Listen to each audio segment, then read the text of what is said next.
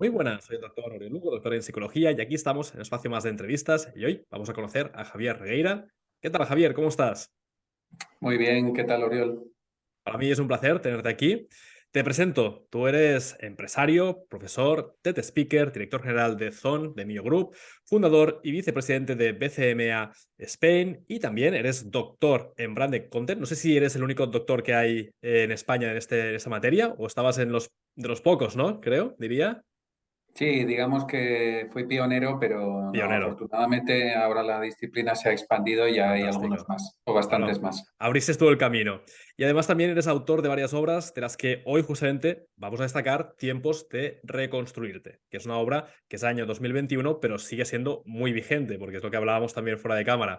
Me gustaría empezar con una primera pregunta que es, ¿cómo podemos reconstruirnos o reinventarnos o seguir adelante cuando continuamente aparecen tantas crisis? Porque si parecía que la guerra ya estaba como la única crisis, ahora nos dicen también el tema bancario de los bancos. Bueno, ¿cuál es tu opinión al respecto? Sí, es verdad, ¿no? Que daría la sensación que la crisis, más que ser una especie de revés fugaz, es algo que se ha instalado ya de forma casi perenne en nuestras vidas y posiblemente también los medios de forma interesada, o muchos medios, nos contaminan en esa dirección, ¿no? Hasta el punto de que a veces hablamos de ese síndrome del Titanic, ¿no? Mm, Donde pensamos que nuestra vida profesional, nuestra carrera, si trabajamos por cuenta ajena, o nuestra pyme, si somos empresarios, se va a ir a pique, ¿no? Por todo esto por toda esta catarata de acontecimientos adversos que parece que vienen sucediendo en los últimos años, ¿no? Desde que empezó el crash de la crisis inmobiliaria en 2008, sí. parece que no hemos dejado de concatenar malas noticias, ¿no? La realidad es que la psicología ha estudiado en muchísima profundidad Ujú. el hecho de que muchas veces aquellas cosas que nos preocupan nunca llegan a suceder, ¿no? Por lo tanto, el libro es también una invitación a relativizar en el punto en el que nos encontramos y, eso sí, obrar con la suficiente libertad como para poder escoger nuestro camino, ¿no? Ujú, totalmente. En tu obra hablas de unas ciertas patrañas, que está muy bien, porque empezamos ya desmontando mitos y paradigmas que a lo mejor están muy instalados, y hablas de algunos, como por ejemplo la idea de ser feliz, o por ejemplo ese emprendedor que es como la figura universal, ¿no? Como es como esa idea del emprendedor que está por todas partes. Vamos a, Mm. si quieres, a matizar en algunos puntos, sin hacer tampoco muchos spoilers, porque la idea también es que la gente que luego le guste y quiera, pues compre el libro, pero sí al menos destacar un poquito estos puntos. Pues mira, hay una idea que yo creo que tiene la capacidad de resumir toda esta parte del libro, Ujú, que es aquello del think big, ¿no? Como tú decías antes, decías antes, mi background es marketingiano ujú, y es verdad que a los marketingianos pues se nos programa o se nos instruye para buscar las oportunidades más grandes, o eso ujú, parece, ¿no?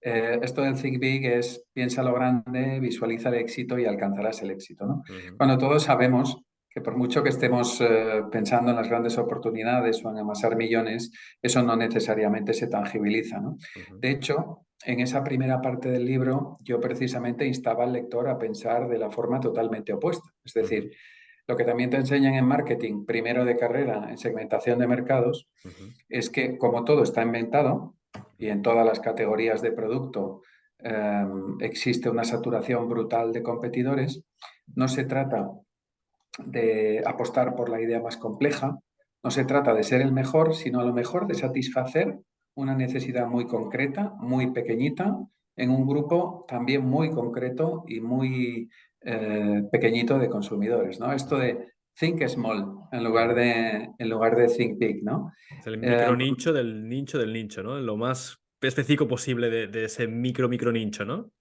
Totalmente. De hecho, hay una charla TED estupenda para los que de tus oyentes sean aficionados a escuchar o a ver este tipo de charlas, que es Ujú, Barry Schwartz, ujú, un empresario y escritor norteamericano que habla de The Paradox of Choice, la paradoja de la sí, elección.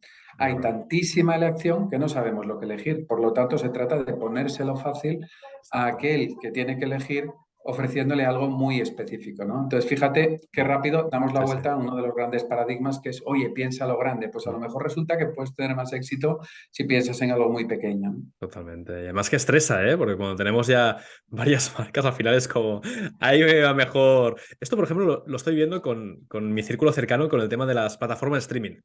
Que hay tantas que llega un punto en el que dices, es que tienes tanta elección, o cuando estás en una y hay tanta oferta en la propia plataforma que al final estás más tiempo mirando qué ver que no lo que acabas viendo en el momento. Totalmente. Y hablas también de conceptos muy interesantes como también la idea de cómo volver a ser productivos, ¿no? Que supongo que también es complejo cuando estamos en ese momento de incertidumbre, ¿no? Porque si queremos ser productivos pero a la vez estamos estresados, no sé si eso liga mucho.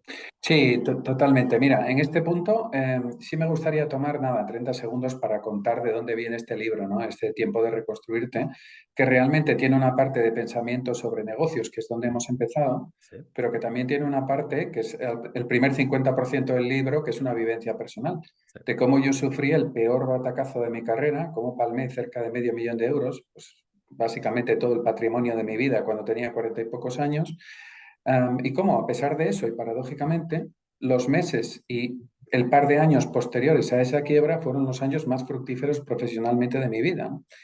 Y descubro efectivamente que soy capaz de producir de nuevo Ujú, cuando conecto no tanto con el tener, ¿no? Con, oye, las posesiones, aquello que decíamos antes de visualizo el éxito. No, no, no, no. ujú, Precisamente porque me he quedado sin blanca, ujú, no tengo nada que perder. Oye, ¿qué es lo que me gusta hacer? ¿Qué me ofrece calma? ¿Qué me puede permitir en un momento dado recuperarme de este batacazo tan tormentoso que acabo de tener, ¿no? Y en ese momento, en mi caso concreto, es verdad que yo tengo la suerte de tener una vocación muy clara desde bien pequeño, que es escribir, en este ujú. caso escribir y divulgar, y con lo que conecto es precisamente por eso, ¿no? Escribo un primer libro, que luego se transformaron en dos, empiezo a desarrollar un doctorado, empiezo a dar conferencias y, ¿ves? Todo eso no hubiera sido posible, ahí emerge la punta del iceberg, ¿no? El Ujú. tener o el hacer o el realizar o el producir, pero esto no hubiera sucedido si yo no hubiera conectado con lo que realmente me gustaba hacer en aquel momento de zozobra tan doloroso. Totalmente. Es el puro ejemplo de la reconstrucción, ¿no? Cómo después de una crisis podemos volver a levantarnos. Eso es, Y además que también en eso el es. mundo empresarial está, bueno, también depende de la cultura, ¿no? Pero por ejemplo, en la cultura anglosajona está muy bien visto el hecho de volver a levantarse. Aquí es como que aún tenemos dudas, ¿no? Porque aún nos quedamos más con la idea del fracaso. Se ha vuelto a levantar, pero mira, fracasó, ¿eh? No, no vemos esa parte tan positiva de volver a levantarse con una especie como de epopeya, ¿no? Y en cambio en Sí. otros países lo valoran muy positivamente. Pues fíjate, esto es curiosísimo porque efectivamente en distintas sociedades y en distintas culturas hay distintos conceptos del éxito, ¿no? En la Polinesia, por ejemplo, el éxito está relacionado con el vigor físico, tócate Mm. las narices. En el Mediterráneo, nosotros, hablo del Mediterráneo considerado globalmente, los que nos asomamos al Mediterráneo desde Sí, Europa, el éxito está tradicionalmente, ¿no? Desde los fenicios, asociado con el comercio y el lucro económico. sí, Por lo tanto, cuando te va mal en lo económico, parece que te revistes ya de un estigma con el que sí, todo el mundo te va a señalar por la calle, ¿no? sí, Y sí. efectivamente, como bien dices, en la cultura anglosajona no es que se glorifique el éxito como una especie de redención esotérica, pero sí que es verdad que se entiende, y fíjate sobre todo la cultura hebrea, Mm, que obviamente está muy arraigada en el mundo del emprendimiento sí. norteamericano, ensalza mucho esa capacidad para aprender de los inevitables obstáculos que todos sufrimos en la vida, ¿no? Y que, oye, Mm, pues igual que yo te estoy hablando, es verdad que me costó superarlo, pero ahora te estoy hablando con naturalidad de aquel ujú. fracaso que me sucedió. Oye, es que el hecho de haber tenido un fracaso no necesariamente te convierte en un fracasado, ¿no? Exacto. Una Sí, cosa sí. es el sustantivo y otra cosa es el adjetivo. Correcto, sí, sí. Y además que en los currículums creo que en Estados Unidos muchas veces se mira, ¿no? ¿Cuántos fracasos, proyectos has hecho fallidos? Porque es el sinónimo o es la equiparación con éxito, ¿no? De, vale, pues ya has llevado 3 fracasos, ahora toca en el cuarto intento el éxito, ¿no? Y aquí es al revés, te quedas con un fracaso y es, aunque triunfes, sí, sí, pero fracasaste en ese momento, ¿eh? Es como que te arrastra, es curioso. Y además también con el tema de el arruinarse, ¿no? Que tú también de alguna forma llegaste, ¿no? A gastar grandes cantidades o a verte con tu patrimonio mermado, ¿no? Supongo que luego cuando vuelves a levantarte hay como una superación también del marco o del termostato mental acerca del dinero. Es decir, amplías tu rango de crecimiento. Es decir, ya he perdido esto, con lo cual puedo arriesgar a otro nivel. Fíjate, yo creo que el mayor enemigo es la cabeza. Eh, es el gran tesoro que explica el desarrollo humano, pero también es el gran enemigo que nos atormenta, ¿no? Eh, Estaremos de acuerdo que los niños son lo más envidiable de Mm, la naturaleza humana porque ni tienen ansiedades con respecto al futuro, ni tienen rencores con respecto al pasado, ¿no? La mente del adulto sí las tiene. ujú. Y hay un libro fascinante que seguro conoces, que es El hombre en busca de destino, Viktor Frankl, ¿no? Sí. Un superventas que creo haberle regalado a 10, 15, 20 personas en mi vida porque me fascinó cuando lo leí, muy fácil de leer, por Sí. cierto, para cualquiera que te esté escuchando. Precisamente ensalza la capacidad del ser humano de abstraerse Mm, a aquello que te está pasando, ¿no? Viktor Frankl, pues bueno, era un psicólogo austriaco que mm, es apresado en un campo de concentración en la Segunda Guerra Mundial. Curiosamente es más frágil físicamente que la mayoría de sus compañeros y mm, sin embargo sobrevive y cuenta la historia de supervivencia en base a su capacidad para centrarse en el día a día.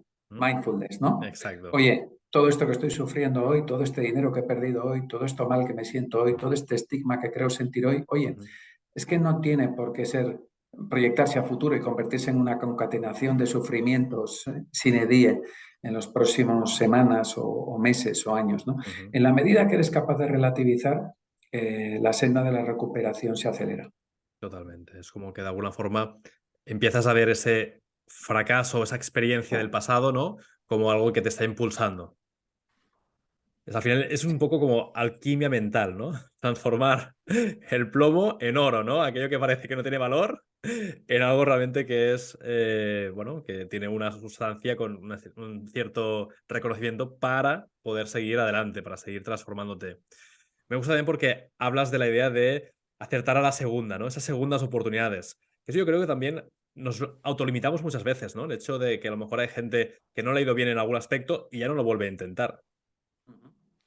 Totalmente, es que además, bueno, la psicología, que yo no soy psicólogo, pero sí muy aficionado a la lectura de libros de psicología, pues al final llegan a tus manos conclusiones fascinantes de estudios científicos, ¿no? Que al Sí. tener una base empírica, pues te puedes fiar de ellos, ¿no? Ujú, Y este es el caso de, bueno, de la psicología conductual que te empieza a hablar de que, pues este fenómeno del crecimiento postraumático, ¿no? sí, Que llega a haber cerca de 2/3 de los individuos que han tenido un trauma importante, ejemplo, un divorcio, sí. ejemplo, la muerte de un ser querido, Ujú, eh, ejemplo, un despido traumático del trabajo, que con el paso del tiempo son capaces no solo de volver al estadio de equilibrio, de balance que tenían antes del ujú, conflicto, sino incluso superarlo, ¿no? O sea, si dos totalmente. tercios de los individuos son capaces de hacer esto, significa que la resiliencia, ¿no? Que la capacidad del ser humano a sobrevivir a obstáculos puntuales que, por otro lado, son inherentes a la propia vida, es Ujú, enorme, ¿no? sí. Y el día que yo me di cuenta de eso, después de, como te decía antes, conectar pues, con mis propias pasiones, con las cosas que me gustaba hacer, como es leer, como es divulgar, pues encontré un tesoro con el que además durante años pues me han ido las cosas francamente bien a nivel profesional. Está muy bien. Creo que a nivel de empresas, no me acuerdo las estadísticas, pero era algo así como que creo que en Estados Unidos o en países anglosajones, para hacer un poco la comparativa, cada emprendedor que fracasaba, creo que le volvía a intentar un 60 o 70%, creo. En países de Europa como Francia, Alemania, creo que eran un 40, 50. Y creo que aquí en España, lo estoy diciendo de memoria, no sé exactamente la cifra, pero creo que de cada persona que fracasaba en su proyecto o emprendimiento, solo volvía a intentar un 15 o un 20%. Y decías, oye, si hay muchas oportunidades para volver a hacerlo, ¿no? Claro, claro, claro. El estigma, ¿no? Es ese sentimiento un poco de que todo el mundo te señala y de que eres un fracasado, ¿no?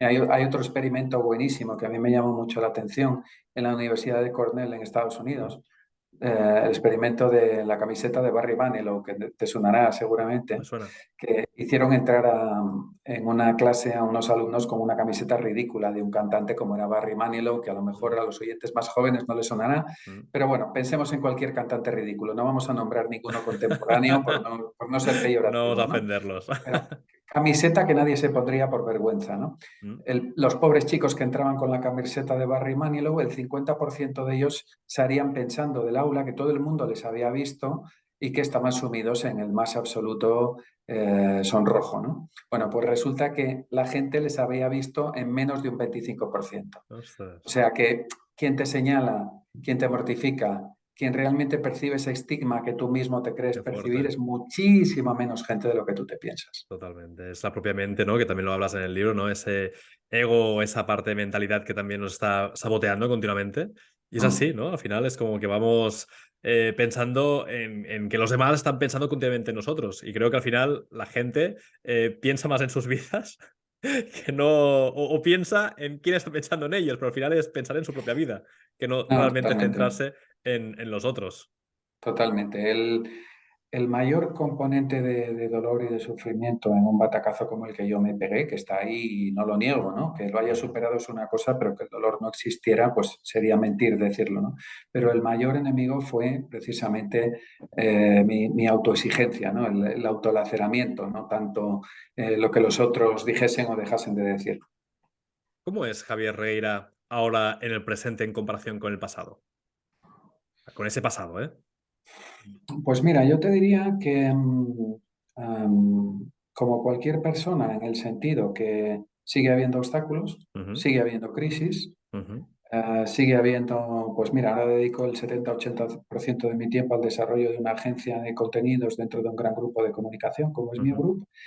Y al lado de noticias muy buenas de clientes que ganamos, puede haber noticias de clientes que no ganamos o de ujú, proyectos que perdemos, ¿no? Si te lo tomas de forma muy personal, y todos lo hacemos de vez en cuando, ¿no? En algún punto, pues puedes tener vaivenes emocionales y ujú, profesionales muy grandes, ¿no? Yo creo que lo que sí he conseguido hacer es que esos vaivenes no sean tan ujú. acentuados como antes, ¿no? Vale. Como aquel cierre que se provocó en el año 2008, ¿no? Que me sume, pues, en un oscuro túnel del que me costó salir pues meses, ¿no? Y Ujú, ahora, cuando hay un revés, pues posiblemente porque me he cultivado, porque he tenido que hacerlo, ujú. tengo la posibilidad de relativizar y salir de ello más rápido, ¿no?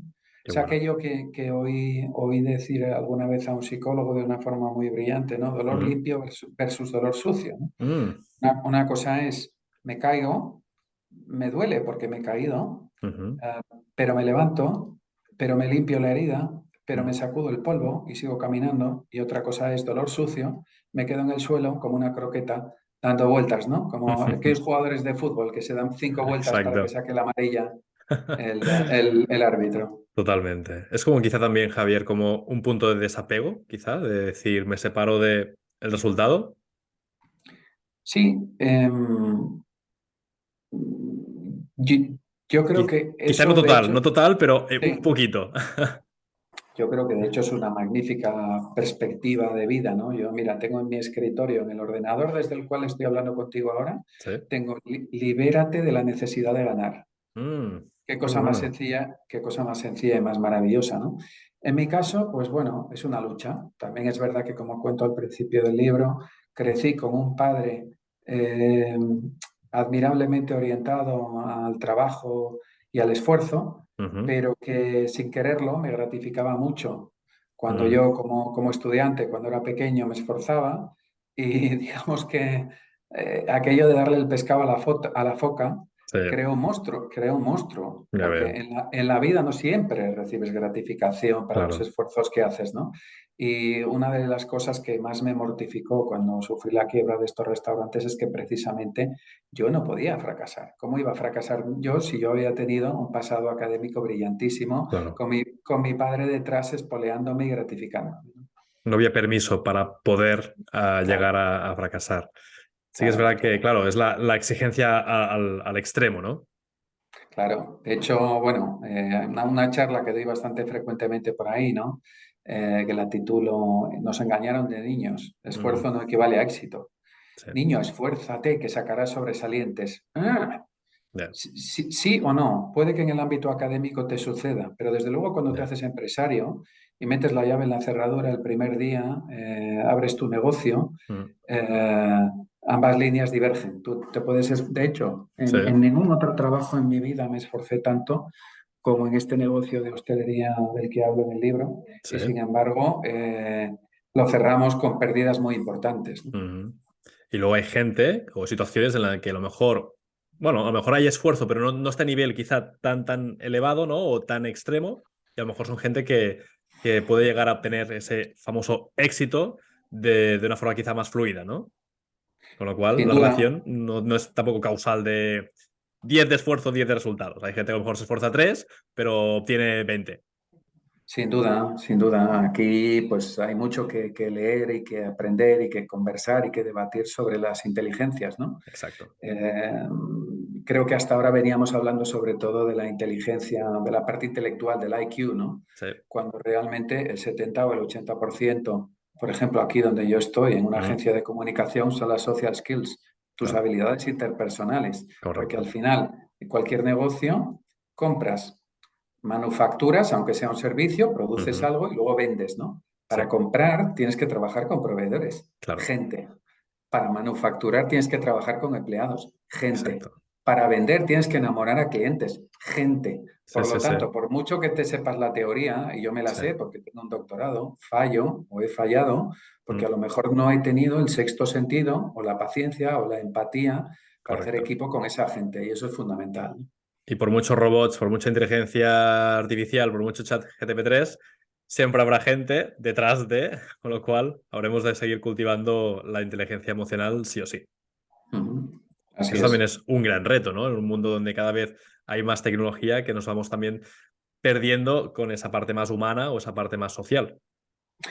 Sin duda, de hecho, en el libro, después de esa primera parte de reflexión Mm, personal, yo ya propongo como una metodología para cualquiera que haya tenido un batacazo importante, por ejemplo, pospandémico, ¿no? sí. Que le ha pasado a muchísima gente.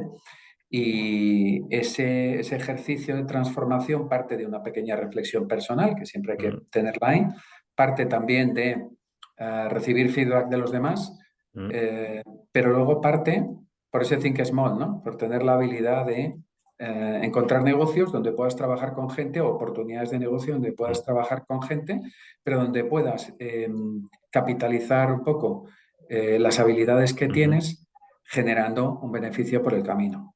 Totalmente. Además, también pones mucho énfasis en la idea de la diferenciación, ¿no? En un mercado en que todo está abarrotado de competidores, tienes que ser sí o sí distinto, tienes que ser sí o sí diferente. Sí, bueno, el padre de la estrategia de marketing, que cualquiera que haya estudiado ADE o marketing sabe que es Michael Porter, Sí. de la Universidad de Harvard.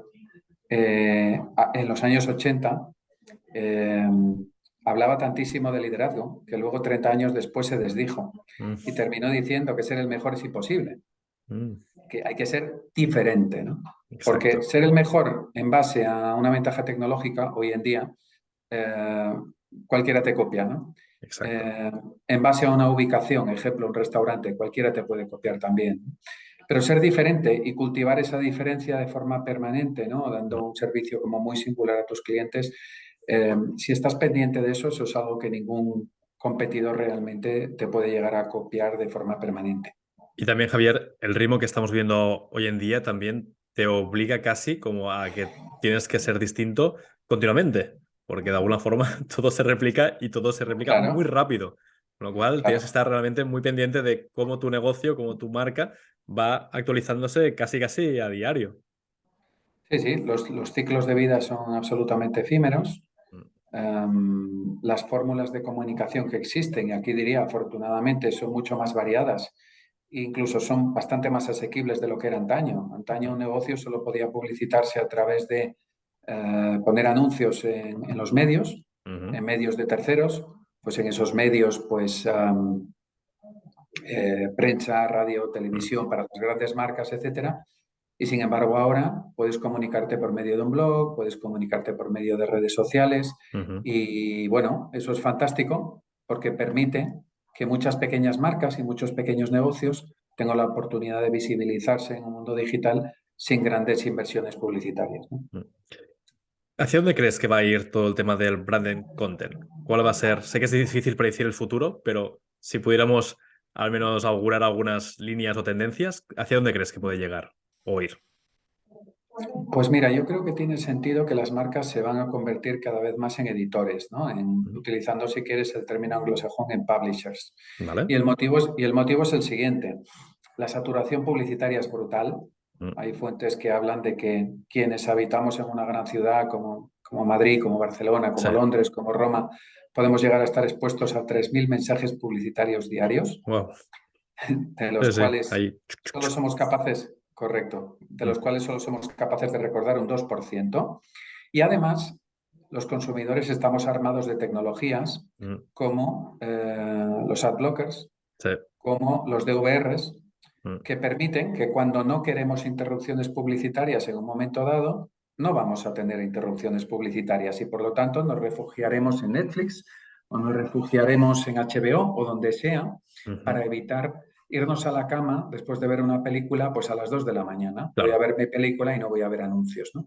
En ese contexto donde el consumidor, hasta el 95% de la gente verbaliza que la publicidad se ha convertido en una molestia y que no la quieren en su vida, fíjate lo Mm. duro que es decir esto para un publicista como yo, tienes que encontrar fórmulas innovadoras para seguir comunicando tus mensajes de marca, pero de una forma no intrusiva. Ujú. ¿Cuál es esa fórmula? Pues hacer lo que Red Bull lleva haciendo magistralmente 30 años, ¿no? Mm, Eh, Seguramente recordarás la publicidad de Red Bull te da, las que vemos mm.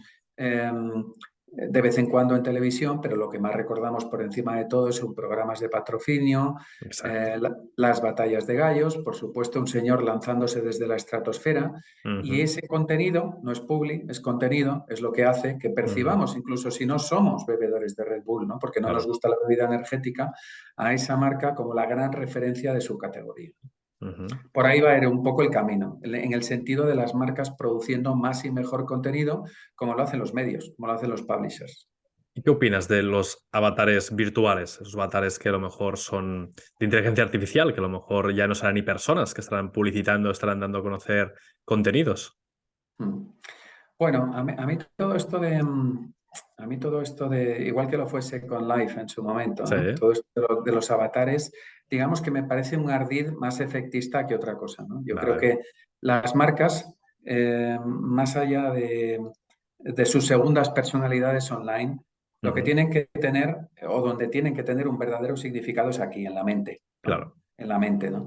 Y eso no solo se consigue como consecuencia de publicar un avatar en un espacio virtual. Ujú, Eso se consigue teniendo un producto magnífico con el que yo convivo, si me compro un jersey o me compro un licor y lo bebo, o ujú, si tengo un coche que yo conduzco. Se consigue con una comunicación no intrusiva, amable, ujú, interesante. Se consigue ayudándome a comprar. Se consigue con el hecho de que cuando yo vuelo a bordo de una aerolínea sienta que reciba un valor superior a otras aerolíneas en las que he volado antes. En ujú, definitiva, en un contexto digital donde el consumidor cada vez tiene más poder porque puede opinar, elegir, comparar, ujú, se trata de ser transparente, sincero, aportar valor e intentar no ser impostado, ¿no? Que es algo que ujú. las marcas eran en el pasado y que seguramente no se pueden permitir hoy día. Sí, porque hoy en día cualquier cosa que sea falso se acaba sabiendo. La gente al final acaba publicando y acaba creando una mala prensa. Aunque hay gente que dice que la mala prensa no existe, pero yo creo que sí. Hoy en día una mala prensa puede hundir un negocio o una marca. Ujú, absolutamente. Tenemos ejemplos todos los días en redes sociales Mm, donde se hacen gigantescas bolas de nieve, a lo mejor por los comentarios de un pequeño grupo de consumidores, ¿no? mm, Antes de la llegada de las redes sociales, yo recuerdo la cifra mágica de que un consumidor agraviado se lo llegaba a decir entre 13 y 15 amigos, mm. 13 y 15 personas. Hoy en día, cualquiera de nosotros tenemos, ¿cuántos? 200, 500, 2000, 5000 seguidores en redes sociales Claro. y por lo tanto la potencialidad de propagar una crisis, entre comillas, para una marca, si Mm, esa marca nos agravia, es máxima. totalmente. Javier, nos acercamos ya al final de la entrevista. La verdad es que ha ido todo muy rápido, buena señal. Me gustaría que pudiéramos dar un último mensaje a lo mejor a aquella gente que sigue preocupada por este 2023, un mensaje que sea positivo. Y luego también cómo la gente puede saber más de ti y de tu obra para poder llegar a comprar tu libro. Mm. Empezando por lo segundo, el libro es muy fácil de encontrar. Simplemente buscando Javier Regueira lo podéis encontrar en distintas librerías online Ujú, y también en las librerías físicas, ¿no? ujú, Y respecto a mensajes de futuro, yo como no soy psicólogo realmente ni pretendo y ahora que hay pues tantísima emergencia de coaches, ¿no? Que parece que pretenden pontificar con estrategias mágicas para forrarte en 90, 120 días, ¿no? Yo la verdad es que voy por el camino contrario. ujú, Cuando escribí este libro, no escribí un manual mágico para reconstruirte y empezar a contar billetes de 500 en ujú, 60 días. Todo lo contrario. Escribí porque durante el confinamiento me di cuenta que yo estaba mucho mejor que la mayoría de la gente porque, con perdón, ya me había pegado una hostia muy gorda. mm, Y entonces tenía herramientas para sobrellevarla. ¿Qué pongo encima de la mesa? Pues una fórmula que a mí me funcionó, que es conectar con lo que te mola hacer, ¿no? mm. A partir de ahí, bueno, pues en el libro pongo encima de la mesa otro tipo de herramientas para llevar esta vocación tuya a los términos de negocio y poder vivir, vamos a decir, honrosamente de ella, ¿no? Quien nos diga que vamos a amasar 6 dígitos, 7 dígitos en el primer año, desde luego nos está mintiendo. Totalmente. Hay que también ser conscientes con lo que está la gente publicitando o promocionando, porque muchas veces, como también decías en el libro, hay mucho vendehumos. Hay que Sí, separar, ¿no? El grano de la paja. Sí, sí, sí. totalmente. Pues Javier, espero y deseo que la gente que nos ha visto empiece también a ser cada vez más consciente, ¿no? De que sí es posible poder reconstruirse, reinventarse, tener segundas, terceras o las veces que haga falta de oportunidades y que qué mejor manera de hacerlo con tu obra y también con tu profesionalidad. Muchísimas gracias, Javier. Y un placer. Un abrazo. Que vaya bien. Chao.